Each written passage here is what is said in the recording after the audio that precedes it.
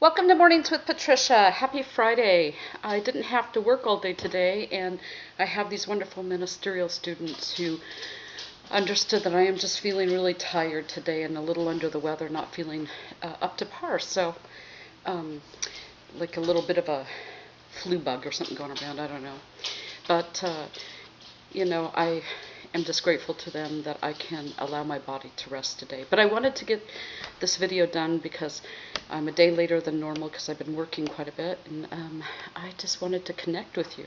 So today I want to talk about varying forms of gratitude. I've been thinking a lot about gratitude and what does that mean, and how does it appear in my life, maybe how it appears in your life. So this last weekend I was up at Brighton Bush with about 70 other people, 30 on a waiting list who couldn't get in to be with Shriem this last weekend, and we did Kriya, and we talked about a lot of different things. And he talked about happiness, that people want to be happy. And I absolutely agree with that. From that, but what is happiness, right? And from that place of happiness, where does happiness begin? And I think it begins with understanding gratitude. So, I was grateful to have the weekend with my teacher that I haven't seen for a year, and it just seemed like I'd just seen him yesterday. When we were there, because he's always on my head and my heart, and then I just got thinking about gratitude as I've been doing my Kriya and my meditation, and oftentimes when I'm doing my meditation, these tears will come, and it's not like I'm sad, and it's not like I'm even aware. All of a sudden, my face is just soaking wet with these tears, and I realized, that I'm feeling grateful when that happens. I'm grateful to my teacher and his teacher and all the great teachers, and I'm grateful to be alive, and I'm grateful to have legs to cross to sit in meditation. It's been crazy lately, all the things I'm grateful for. When I work at the school, I think about kids will say, "Oh, I'm bored." Well, they're not bored; they just don't want to do their work. But in our home, there's two main words that we always said to the boys. This is not allowed, and one is bored, and the other is hate. Right? Because neither one of those are life-affirming words. Um, Bored. I said, how, we say, how can you be bored? You have a mind, you have a body, you have your five senses, all these things around you. You have full use of all your capacities. There's no reason to be bored. So we didn't tell them, I'll find work for you to do. What we would say is, how are you not engaging in life? And I think that's what happens when we're not engaging in life. We don't have any platform to feel any gratitude. The other one, of course, is hate, because hate is such a not life-affirming word, and it's used quite frequently by a lot of people, and it's used without any understanding. You may intensely dislike something or someone, but hate is a huge word, and we always say in our family, use those four-letter words carefully and thoughtfully. Love, all of those things. So hate doesn't belong in our home. I was what was I doing? Oh, I was driving to work the other morning, and I leave really early, and so it's dark usually while I'm leaving, which has been interesting, and I've been grateful for my eyesight. Even when it was pouring down rain, that I could drive. And I was grateful as I was getting closer to work that it was lightening up. And I go through an area in Salem where it's really busy, and then it just opens up in this really short area, opens up into this field. And I was grateful. I was grateful to see all the differences. I was grateful for the leaves blowing. Um, we were waiting for the buses to come in, and the wind was blowing. It wasn't raining that morning, and the morning I'm talking about now, and the wind was blowing and everybody had their hoods up. And for some reason, I kept my hood down because I was grateful to feel the wind. I needed to feel the wind. I have a head and a face and the wherewithal to feel the wind, and I can be grateful for that. And those may seem like nonsensical things in some ways to some people, but it's kind of full aliveness. And how can you know that you're happy unless you're bringing your attention to what you're grateful for? And how can you sustain happiness if you don't have the practice of gratitude, right? Um, you know, it's like you're waiting for one event and then the next event to be happy, instead of realizing that happiness comes from this deep place of gratitude.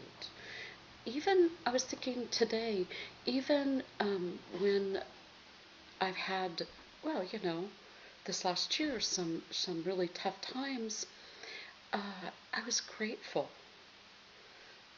Even at that time, and looking back, I'm grateful to have had the whole spectrum of experiences. And I'm grateful to be so sad sometimes I've cried. I have known people who didn't have working tear ducts.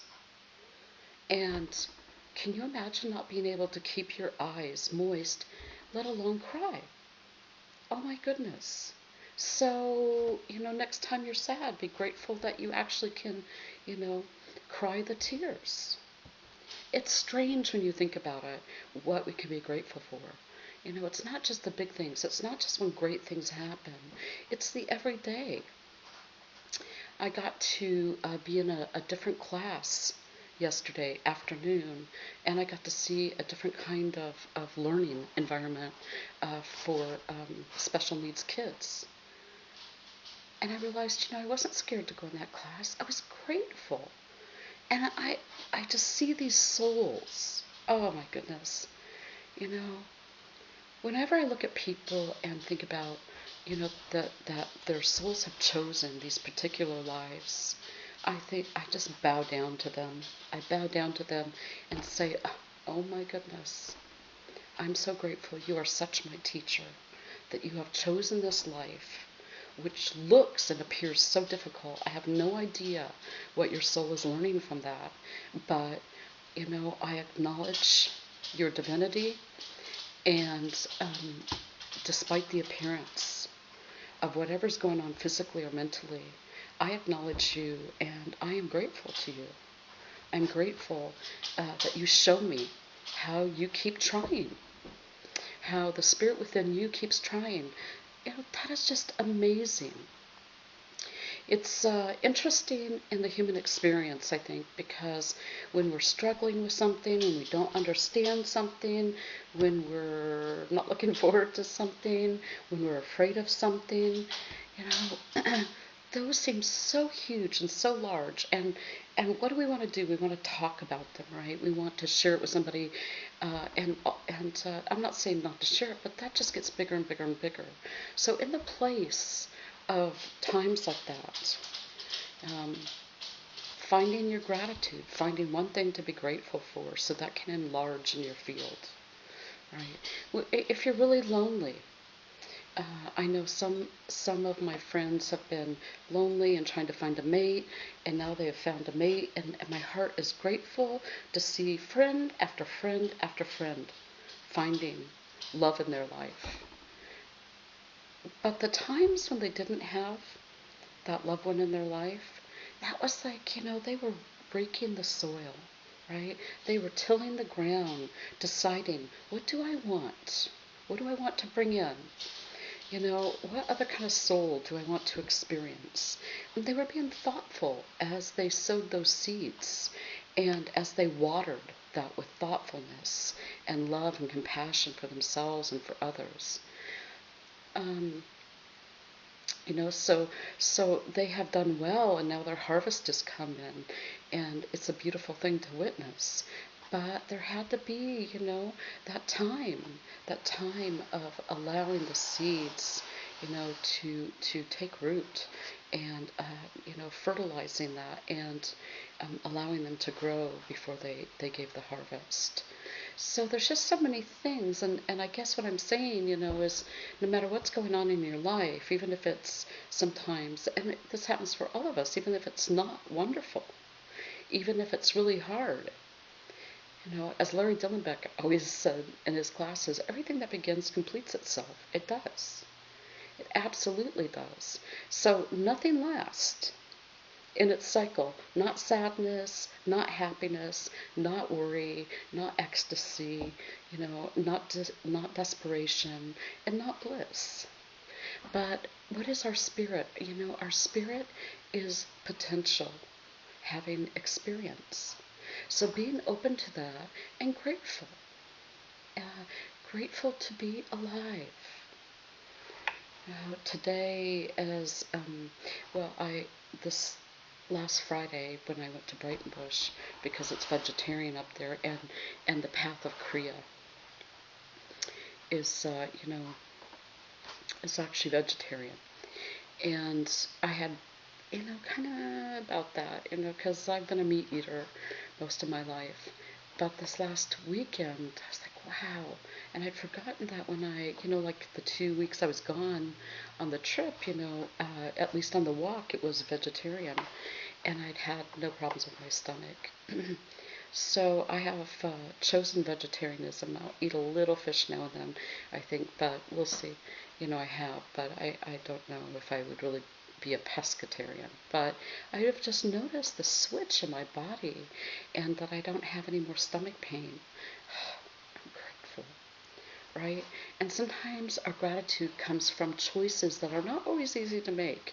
They can be hard life choices, things that, we just really don't want to do. But once we do, we feel great, we feel good. And so I think my body's adjusting to that too. And that might be why I am noticing some tiredness and just needing to rest. I'm also grateful for the fact that I'm willing to do that.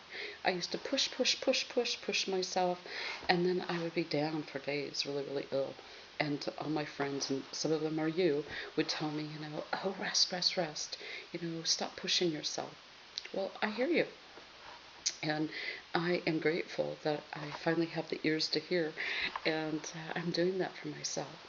So on your Friday and going into your weekend, I hope you find ways to discover your gratitude and all the different levels of gratitude that come into your life, right? I had somebody say to me the other day, I'm bored, and I said,